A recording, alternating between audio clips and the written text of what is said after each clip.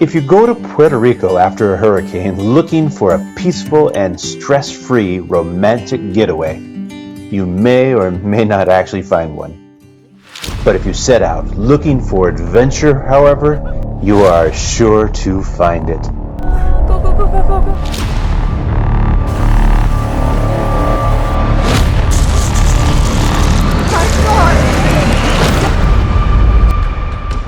We're about to land in Dallas, and this is going to be crazy. We just literally don't have enough time. We're gonna come down to seconds. We'll see if we make it to our connecting flight over to Miami.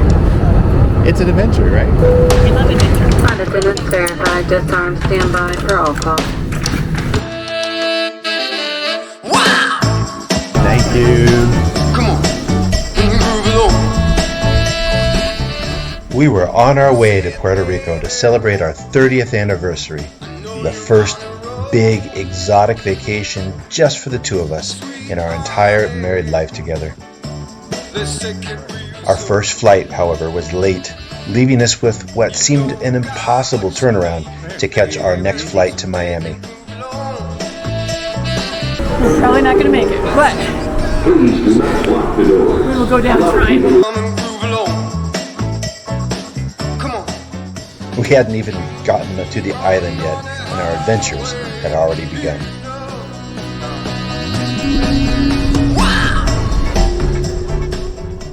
With a turnover of only 7 minutes, we were convinced we weren't going to make it. But we wanted to give it our very best try. Oh, honey, come along. You gotta feel it. Yeah, you gotta move along. Gotta feel it, feel it, feel it. Baby, gotta move along. I said, honey, take it real slow.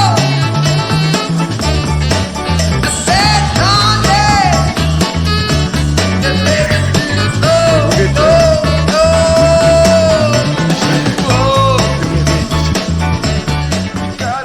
slow. When we got to our gate, there were people there, but we were still not sure if this was our flight.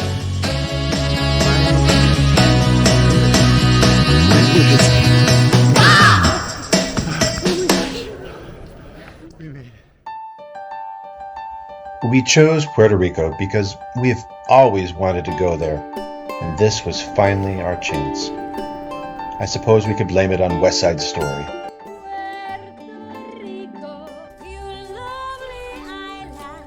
But we wanted to see this lovely island for ourselves, in all of its complexities and contrasts.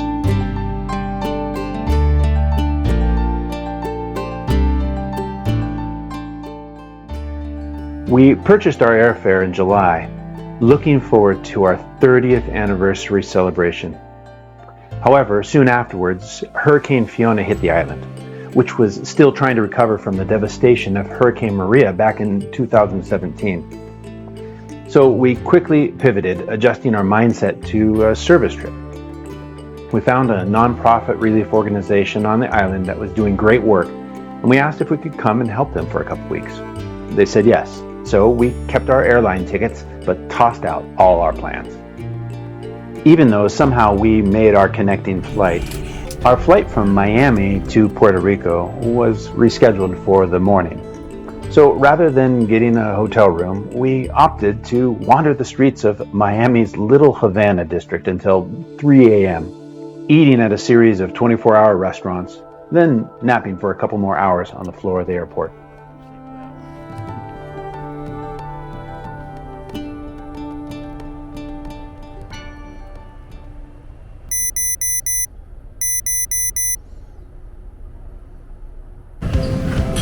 Good morning. Good morning. That was about the funniest night ever.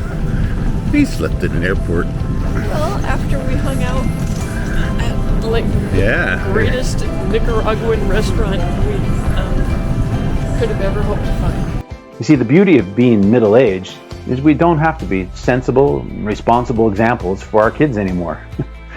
So we get to channel our 25-year-olds and do things that are just a little bit foolish. I must give this woman credit. I kept thinking last night, Oh, yeah. this is our 30th anniversary. We slept in an airport, hung out On the floor. on the floor. in the Okay. airport. Let's just point Yeah. out. How much food did we eat? Oh, we Like, just kept never. eating. So this place, there was no menu. So we were a little awkward, let's put it that And I way. even asked Yeah. the lady, I'm like, How do we know? menu? And she just shook her head and pointed No, like, like this- no, no, there's just- everything. Just tell me Point what you want. Then Sorry, the little lady we almost ran over. And just kept piling it on. And then we ate that, and then I wanted more plantains. So you went to I went back to ask for more plantains. She gave you another Give me whole plate. whole another plate full of food. Like everything. After those 2 crazy layovers, we boarded our plane for the final push to Puerto Rico. It was an excellent start to our trip. And it was just so very us. This is how we like to travel. Hearts wide open and flexible to embrace whatever comes, laughing through the setbacks and figuring it all out as we go. We really had no idea what we were getting into, which made us all the more excited. We love adventure and discovery and learning. So going someplace that we'd never been before, to work with people we've never met, and to do things that we've never done was perfect. Our favorite kind of travel, actually.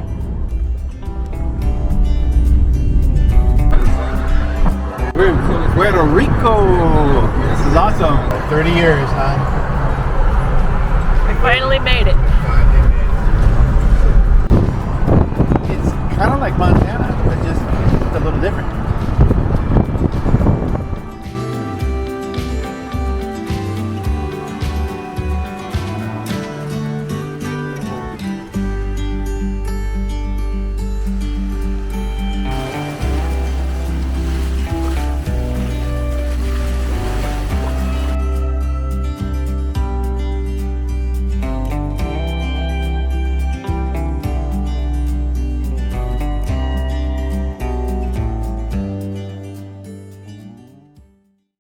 We fully expected that our time in Puerto Rico would be full of unexpected surprises, and it certainly was.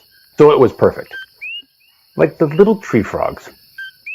We did not know about the coquis until the first night when the sun went down. What a racket they make. They almost even drown out the noise of the nocturnal roosters, who never seem to sleep.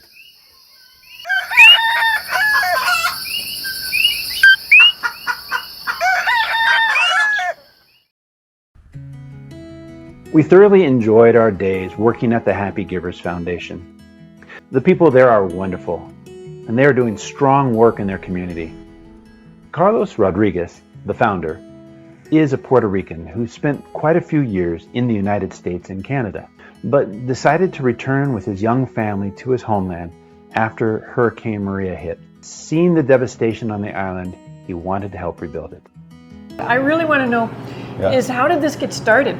I was pastoring a church in Raleigh, North Carolina, and then Hurricane Maria hits Puerto Rico. That was 2017. Sure. And so our hearts were launched to come back here. What Yeah. are some of the main elements of the Happy Givers Yeah. Foundation Yeah, that is part of the solutions? yeah. You have to go to what Jesus would call the least of these. Yeah. Right? And that statement almost would be offensive. Right, You're right. calling somebody the least of these. Sure. I believe in Matthew 25, what he's calling out in us is the people that you see as the most insignificant, that's where you find Jesus himself. That's the invitation of Matthew 25, right? So the person who's hungry, when you feed them, you're feeding Jesus. The person who's thirsty, when you're giving them water, you're giving water to Jesus. And all that to say, the main need that we've discovered is the elderly. A lot of elderly people living by themselves, malnourished, terrible medical conditions that are not getting resolved. Our main program in Puerto Rico is the Social Kitchen, which is where we're at right now. Look, Dignity means, number one, a healthy meal. A good meal, it's good for you, it's delicious, you want to eat it. Right. This program right now is doing about 160 lunches, Mondays, Wednesdays, and Fridays. yeah. And even more important than cooking is the fact that we're delivering it to them. Transportation of that meal is as important as cooking that meal. Right. And the fact that they know, and they've told us, many of them, they know that somebody's going to interact with them 3 times a week. That helps. For some of them, that's it. Because they're lonely. Because they're very lonely. Yeah. So we're now moving into doing monthly events here. We bring in, let's do games, let's do meals, let's connect with each other, which is like the highlight of the year. And we want to do that more and more. While working with the Happy Givers, we did a little of this and a little of that, working in the kitchen, the gardens, the farm, doing small but helpful construction projects, and delivering meals. We were caring for the community in need, but even more than that, we were caring for and encouraging the people who have boots on the ground full time, enabling them to do their work better.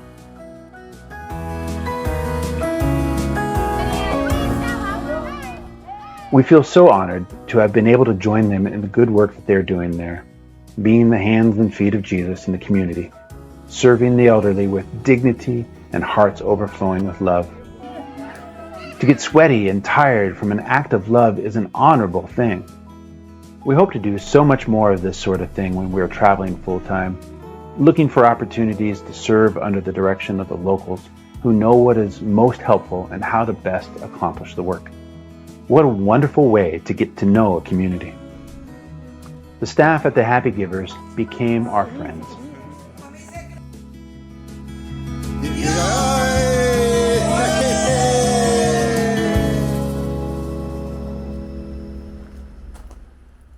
We realize, however, as we get ready to hit the road and travel full time, that this will be one very unfortunate part of our life. We'll always be saying goodbye. But as the saying goes, 'tis better to have loved and lost than never to have loved at all, right? Whose idea was it to take the top off? During our non-working hours and our evenings and weekends, we switched into play mode. Sunny skies just a minute ago, and now it's raining. It's raining. Let's just see the interior of the vehicle here. Designed for this, right? We sauntered, swam, sailed, snorkeled, savored, and sipped our way around the island. Celebrating our 30 years of marriage together.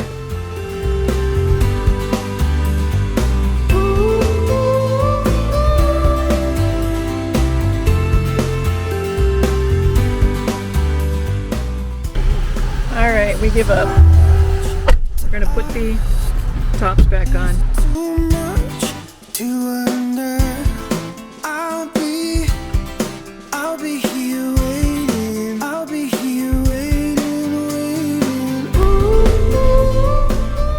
In explorer mode, we checked out a dozen different beaches out of the over 300 on the island.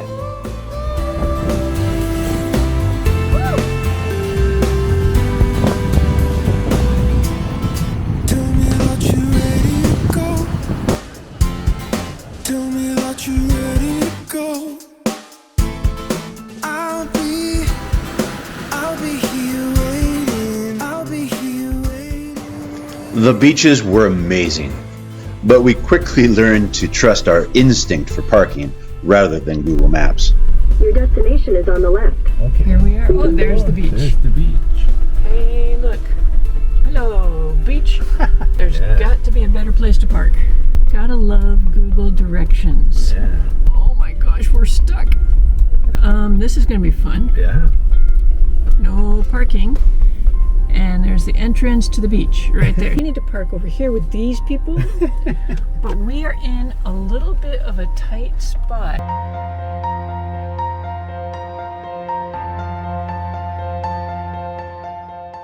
With our hearts open to adventure and our minds prepared to learn new things, we set out to explore the island outside of the tourist districts. Little did we know that what was awaiting us would change our lives forever.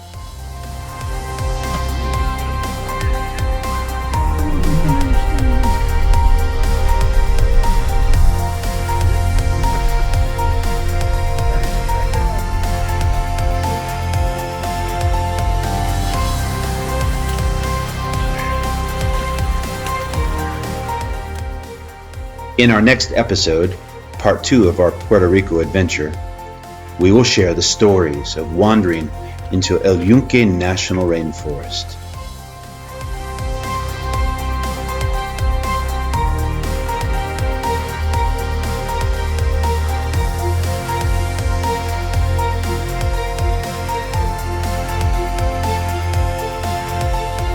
We will share some insights we learned about local politics and colonial history. We explore some wonderful communities in the highlands, far away from the tourist regions, and find the secret waterfalls known as Los Siete Choros.